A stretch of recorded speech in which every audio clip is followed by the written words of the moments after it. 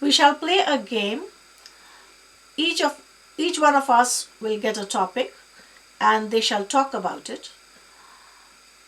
There should be ample deviation, repetition and hesitation. Otherwise, you will be disqualified.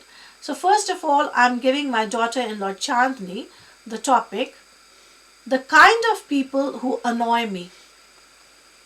Yeah, so there are two types of people that annoy me a lot. One is people who are very dominating, who just refuse to listen to what other people say, and they just want to prove their point no matter if they are right or wrong. And the other type of people I don't like is narcissist, who always keep praising how good looking they are or how smart they are.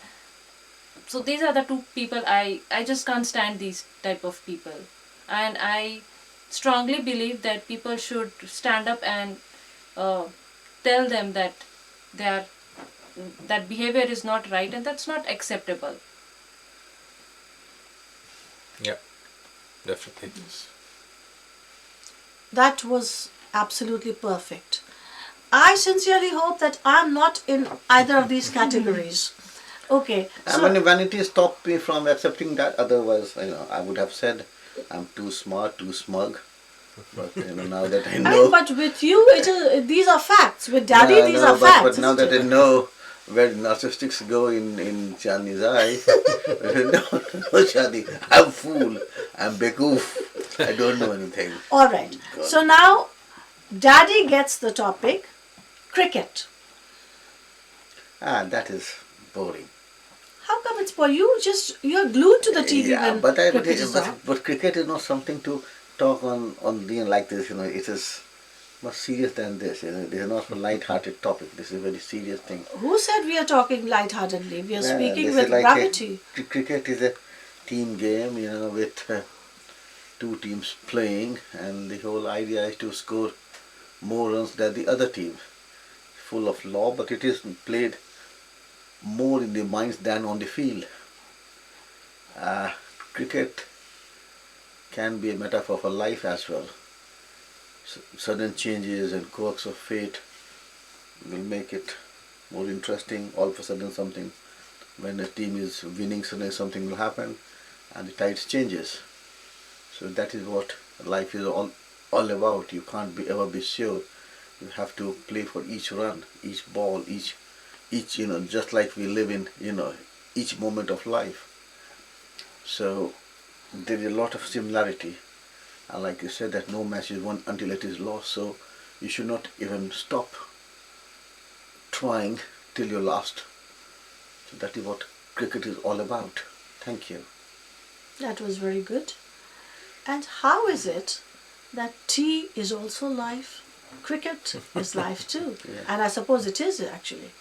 Yeah, I think it is your passion which makes you say that. See, again, in cricket as well, you get a tea break. It's called tea break, lunch break. And in lunch break also people drink tea. Tea and cricket are a game.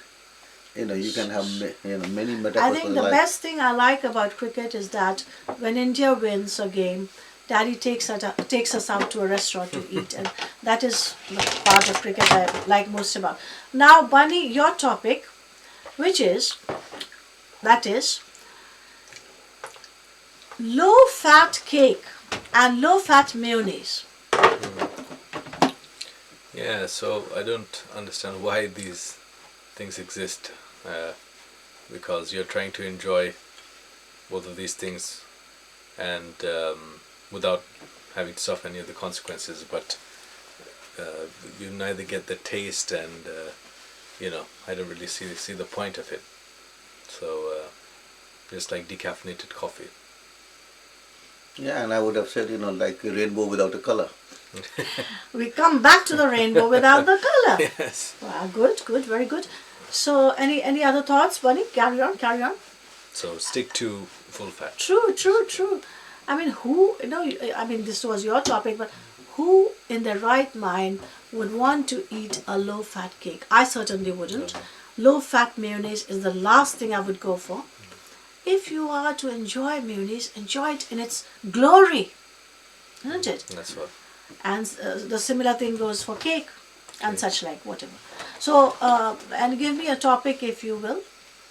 Yes, your topic is about Christianity, maybe St. Paul. So yes. Oh, sorry. No, P.G. Woodhouse. Yes, P.G. Woodhouse. Now, what can I say? don't say then.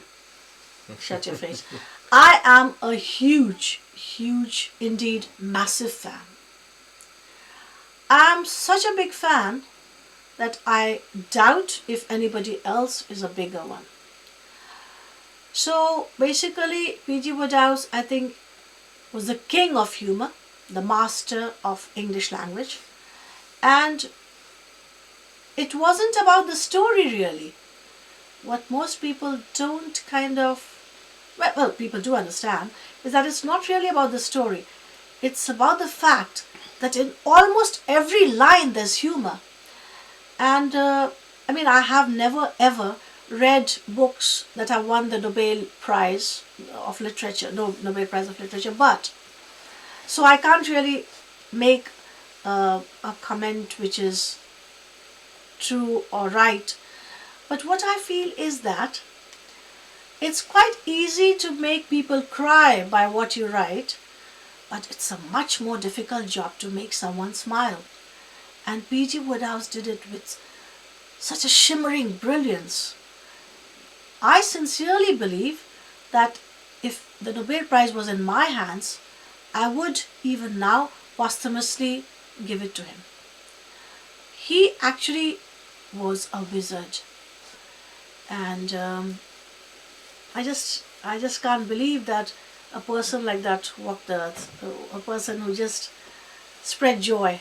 And I have found that, all things being well, I mean, in circumstances, let's say, where all my loved ones are okay, they're healthy, in such circumstances, if I'm feeling, even despite that, if I'm feeling slightly low, if I read a book of P.G. Wodehouse, even a few pages, it just cheers me up, and it's so nice to read. It just brings that rainbow to my life, and this rainbow, let me tell you, is full of all its colors.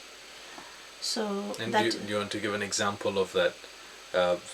The what size hat? yes, yes.